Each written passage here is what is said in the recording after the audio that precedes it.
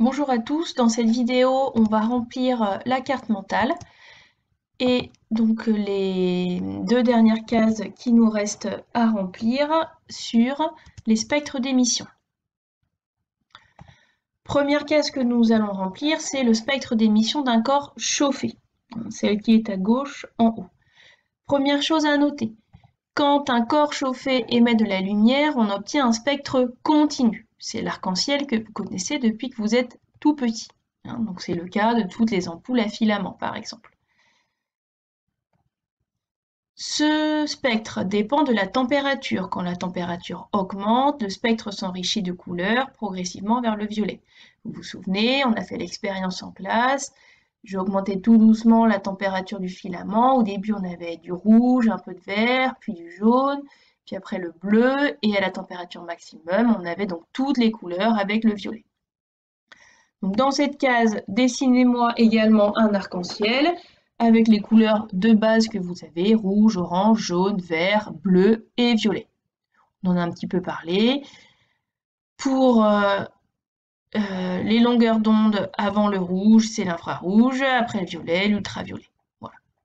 Donc dessinez-moi un petit arc-en-ciel dans cette case et vous pouvez rajouter des exemples. Par exemple, un filament chauffé, la lave d'un volcan, du métal en fusion, tous ces corps chauffés vont émettre un spectre continu, avec, comme je vous l'ai dit, plus ou moins de couleurs, du rouge jusqu'au violet.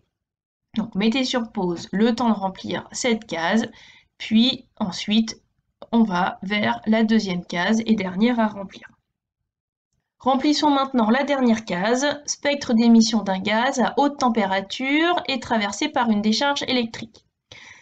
Première chose, donc ces types de lampes vont émettre un spectre de raies. On les a vus, c'est le tube fluorescent ou le néon que vous aviez au-dessus de vos têtes, c'est les lampes basse consommation. Donc, le spectre de raies, c'est la caractéristique de l'espèce chimique qui émet la lumière.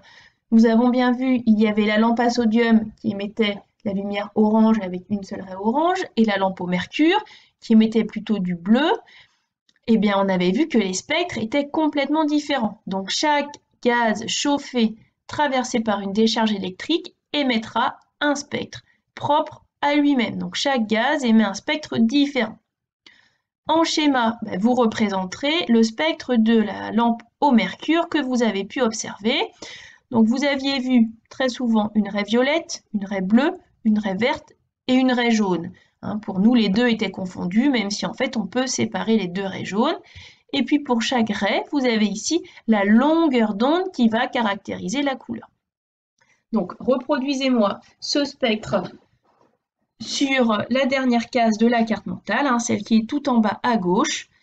Et puis ensuite, vous noterez les exemples possibles, le tube fluorescent, le néon, la lampe fluo compacte, mais aussi les lampes oranges qui éclairent les routes, qui sont les lampes au sodium. Voilà, la carte mentale est complètement remplie. Si vous avez des questions, n'hésitez pas, soit par mail, soit en commentaire sur la vidéo sur YouTube.